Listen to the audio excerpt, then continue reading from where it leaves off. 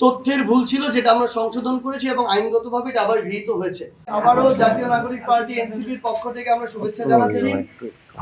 আমাকে পঞ্চগড় এক আসনে আমাদের 11 দলীয় যে এই জোটের পক্ষ থেকে এখানে প্রার্থী হিসেবে মনোনীত করা হয়েছে। একটা বিষয় গতকালকে আমার চোখে পড়েছে সোশ্যাল মিডিয়ায়, প্রথমে এটা ডেইলি স্টারের মাধ্যমে এসেছিল, যেটা হচ্ছে তারা দেখিয়েছে যে আমার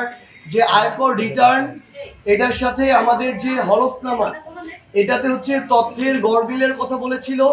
আপনারা সবাই যেদিন আমাদের এটা যাচাই বাছাই করা হয়, আমাদের যে মনোনয়ন পত্রটা আপনারা সবাই সেখানে ছিলেন। আমাদের যে রিটার্নিং অফিসার, আমাদের মাননীয় জেলা প্রশাসক তার সেখানে, এবং সেখানে তিনি স্পষ্ট করে এটা বলেছিলেন যে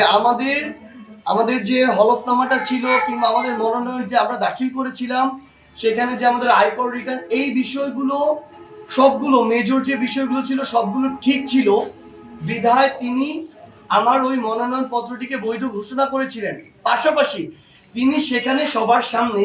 যেখানে অন্যান্য রাজনৈতিক দলের প্রার্থীরা ছিল, মিডিয়া ছিল, উল্লেখ করেছিলেন যে একটি তথ্যের ক্ষেত্রে, যে তথ্যটি হচ্ছে আয়কর রিটার্নে দেখানো আয়ের পরিমাণ, এই তথ্যটির ক্ষেত্রে আমরা সেখানে একটা মিস্টেক করেছি,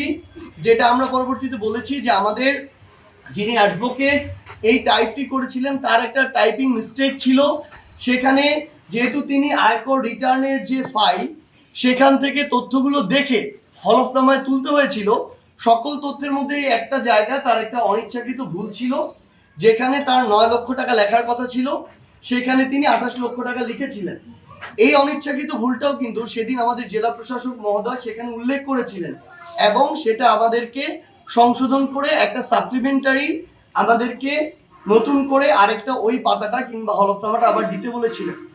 যেটা পরবর্তীতে আমরা আবার নতুন করে আজকে আমাদের যে সাপ্লিমেন্টারি যে হলফনামা ওই পাতাটার যে একটা অনিচ্ছাকৃত ভুল ছিল, যেখানে থাকার কথা ছিল 9 লক্ষ টাকা সেখানে 28 লক্ষ টাকা লেখা ছিল, সেটা আমরা দিয়েছি এবং এটা কিন্তু আইনগতভাবেই করা যায়, সেদিনই সবার সামনে বলা হয়েছিল এবং আমরা সেই প্রক্রিয়া অনুসরণ করেই সেটা করেছি। কিন্তু অত্যন্ত দুঃখজনকভাবে এটা আসলে বলতে হয়, ডেইলি স্টার থেকে শুরু করে বিভিন্ন মিডিয়া আমরা যেটা দেখলাম যে যারা এই আইনের বিষয়, এই বিষয়গুলোতে যাদের অভিজ্ঞতা রয়েছে কিংবা আমাদের যে নির্বাচন কমিশনের সাথে যারা সম্পৃক্ত রয়েছেন তাদের থেকে আমাদের মনে হয়েছে যে এই বিষয়গুলো ঠিক মতো জিজ্ঞাসা না করে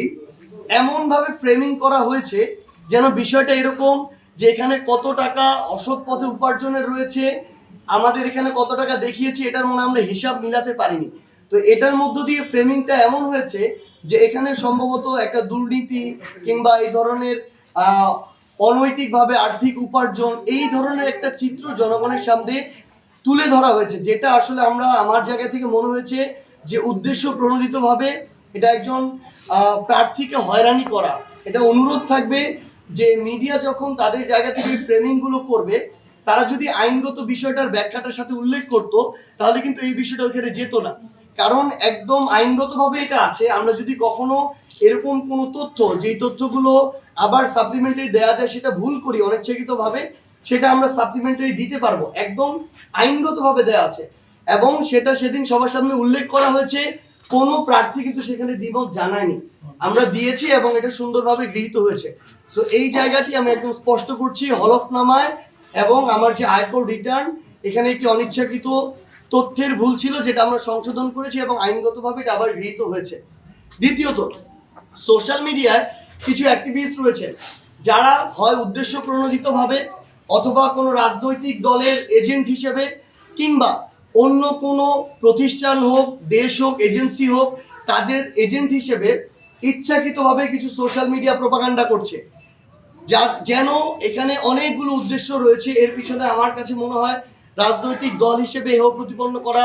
প্রার্থী হিসেবে জনগণের সামনে বিতর্কিত করা, কিংবা জুলাই অভ্যুত্থানে যারা বিভিন্ন সময় নেতৃত্বের জায়গা ছিল, সমন্বয়ের জায়গা ছিল,